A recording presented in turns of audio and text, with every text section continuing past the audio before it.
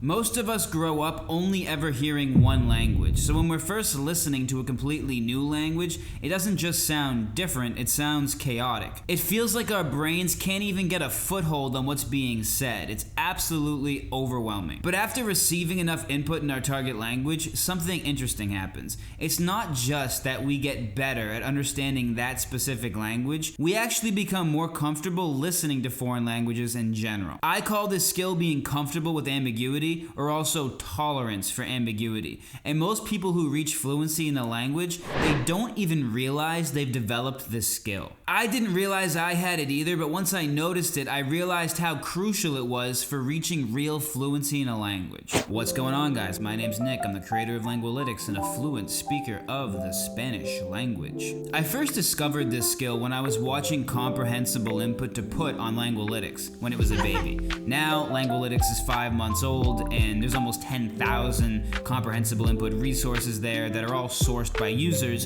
but when Lengualytics was first getting started, I was the one personally adding comprehensible input videos to the site. So I was watching Portuguese videos, Italian videos, Russian videos, Korean videos, and what I noticed was, with the Romance language videos specifically, I didn't know any of the words in those languages, yet I could follow intermediate videos pretty well. And obviously that's because I'm fluent in Spanish and the languages are similar, but the reality is, I'd never heard a single Portuguese sentence before I listened to a video, or a single sentence in Italian before I listened to the video. But my brain really didn't seem to care that I'd never heard any of the words before. It just intuitively filled in the gaps. And I didn't feel like I was straining. I didn't feel like I was translating Italian or Portuguese into Spanish. I just felt like I understood exactly what was happening in the video. Even more interesting is when I was listening to Russian and Korean, I obviously understood very little of those videos, but as I was watching them, I just felt like my tolerance for just listening to a language that I really didn't understand that well was so much higher than it was when I first started listening to Spanish. It just felt to me like my brain was trying to look for the meaning of what was being said,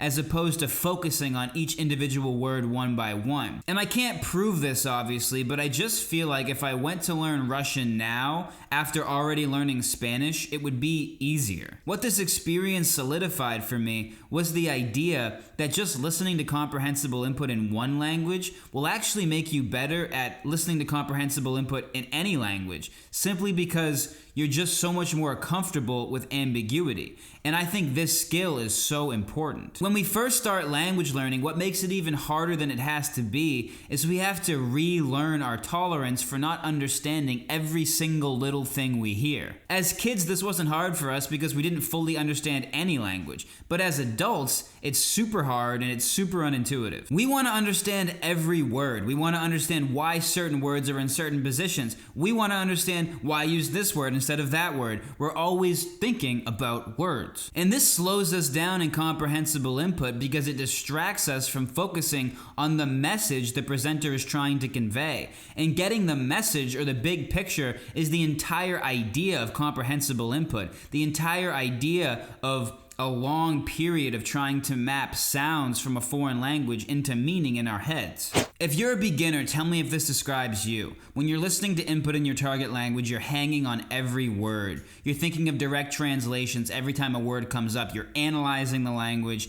Anytime you hear a verb conjugation, you're thinking back to high school Spanish class and you're trying to do the conjugation math in your head. This is super common, and this is exactly what we'd expect from a brain that's only ever had to deal with one language its entire life. Of course, if it hears another language, the most comfortable thing it wants to do is take that language and mangle it up into our own native language. And I've said this before in other videos, but in the beginning, this is totally possible to do when you're at the beginner stage because content is slow. Everything is nice and slow. But as we get to the intermediate stage and presenters start speaking more like native speakers, you realize pretty quickly that that method of directly translating everything you're hearing just doesn't scale. And when this happens, you're forced to accept ambiguity because you're not able to think about every single single individual word anymore, and you begin to listen to the language much more like you listen to your native language. You stop thinking of sentences as strings of individual words, and you start thinking about them as chunks of meaning.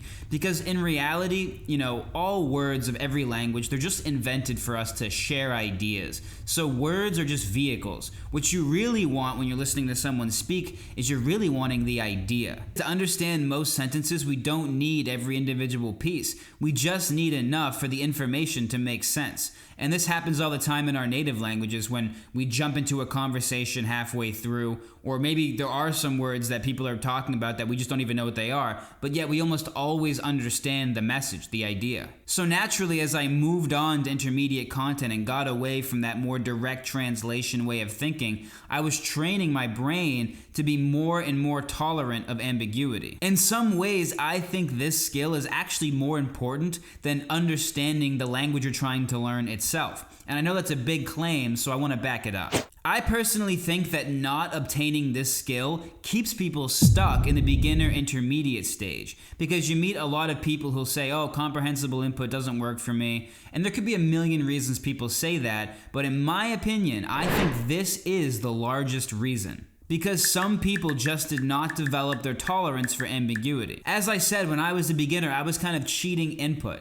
I was able to do direct translations in my head and perform conjugation math because the content was just slow enough for me to do that. But again, as I said, when you get to that more intermediate content, you hit a wall. And I believe that tolerance for ambiguity at the intermediate level becomes a requirement. So when you hit that wall, you can either accept that you won't be able to understand every single little thing and you begin to build your tolerance for ambiguity, or you hit that wall and you say to yourself, I have to make this harder content more comprehensible because I need to understand every single little thing. And that's where the trouble begins, because I think people who take the second route start saying to themselves, oh, well, maybe I need more grammar lessons. Maybe I need more flashcards. Maybe I need less input and more traditional learning. And this creates a positive feedback loop where you get less input, progress slows, and because progress slows, you supplement more flashcards and more traditional learning, which gets you less input, which slows your progress even more. When I see people saying things like comprehensible input is just a tool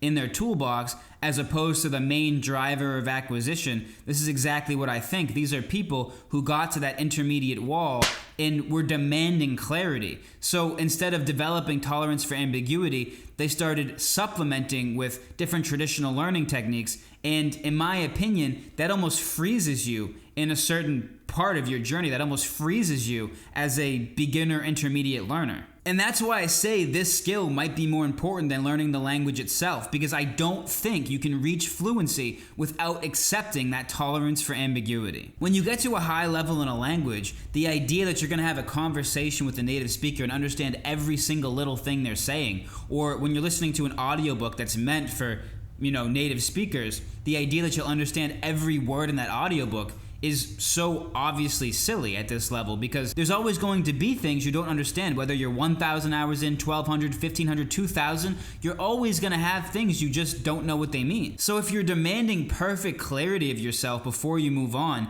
you're just going to never feel like you're ready. The people who improve the fastest aren't the people who understand the most of what they're currently watching.